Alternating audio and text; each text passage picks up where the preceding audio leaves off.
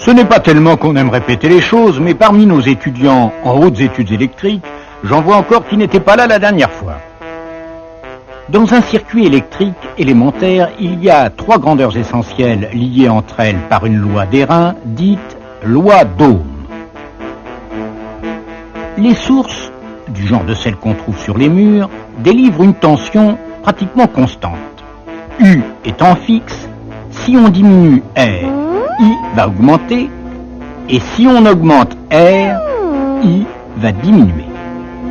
Ainsi, au fur et à mesure qu'on ajoute des résistances en série, l'intensité dans le circuit va diminuer. C'est normal puisque la résistance totale ou résistance équivalente est égale à la somme de chacune des résistances. Par ailleurs, vous savez que M. Volta trouverait aux bornes de chaque résistance une certaine tension que vous pourriez aisément calculer. Mais l'important, nous dit M. Ohm, c'est de savoir que si on les additionne, on retrouve exactement la tension aux bornes de la source.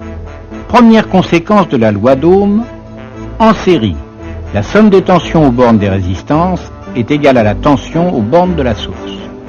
Bon, mais assez souvent, et notamment dans les installations des maisons, les branchements sont en parallèle, ce qui, schématiquement, correspond à ceci. La tension aux bornes de chaque résistance est la même, on est bien d'accord. D'abord, s'il n'y a qu'une seule résistance dans le circuit, il passe un certain courant grand I, que M. Ampère pourrait mesurer, mais que l'on calcule assez facilement aussi.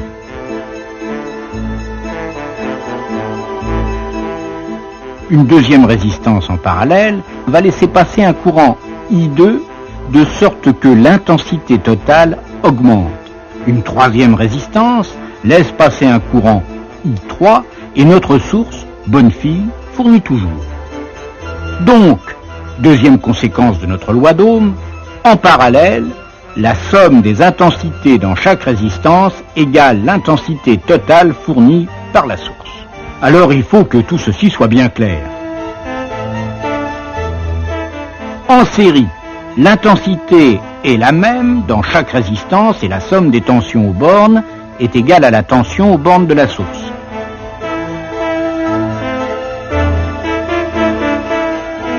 En parallèle, c'est la tension aux bornes qui est la même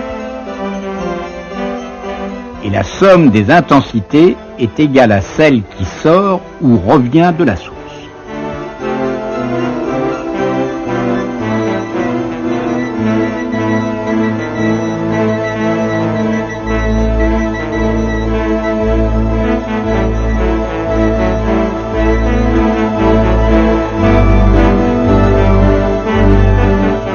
Si vous avez compris cela, vous avez presque tout compris.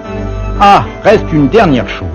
La résistance équivalente de plusieurs résistances en parallèle, c'est bien sûr la valeur d'une résistance unique qui laisserait passer le même courant total. Or, plus on ajoute de résistances en parallèle, plus le courant total augmente. C'est donc que la valeur de la résistance équivalente diminue. Ah mais voilà qui n'est pas la même chose que tout à l'heure. Elles ne s'ajoutent plus, nos résistances.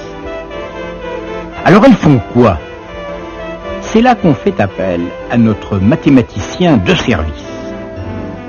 Cher mathématicien, 3 résistances en parallèle de 100, 10 et 1 ohm, cela fait d'une résistance équivalente de combien? 0,9 ohm, à peu de choses près. Et il a raison, car en parallèle, la résistance équivalente est toujours plus petite que la plus petite des résistances. Comment il a fait son compte, notre mathématicien?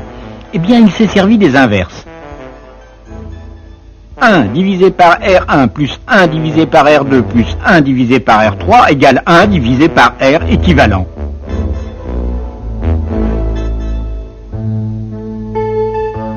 Mais j'en vois qui s'inquiètent. Que faire quand on a des résistances moitié en série, moitié en parallèle? Ce n'est pas bien plus compliqué.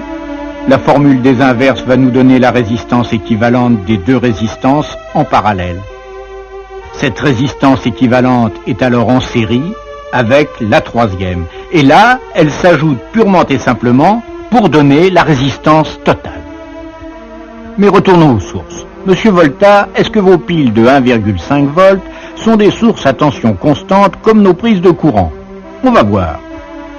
Tension aux bornes, 1,5 volts, parfait. Maintenant, branchons une résistance de 1 ohm. Tension aux bornes maintenant, 0,75 volts. Alors, monsieur Volta, vos piles ne sont pas de bonne qualité. Mais si, seulement il faut savoir que les piles ont elles aussi une certaine résistance, dite résistance interne. C'est bien leur droit. Quand vous branchez votre résistance, cela équivaut à ce schéma-ci, circuit série, vous remarquerez. Et en supposant que la résistance interne de la pile soit de 1 ohm, elle aussi, sur votre résistance, vous n'aurez que la moitié de la tension. Et voilà pourquoi votre pile est muette. Je veux dire, ce n'est pas une source à tension constante. Merci, monsieur Volta. Et c'est monsieur Ohm, encore lui, qui va nous tirer la conclusion de tout cela. Tout générateur est caractérisé par deux choses. Sa force électromotrice grand E et sa résistance interne petit r. Dès qu'elle débite un courant I, la tension à ces bornes est égale à la force électromotrice moins la chute de tension dans la résistance interne. C'est encore la loi d'Ohm, mais on l'appelle loi d'Ohm généralisée. Bravo, monsieur Ohm. Ainsi, grâce au général Ohm et à ses astuces, en électricité, on s'y retrouve toujours.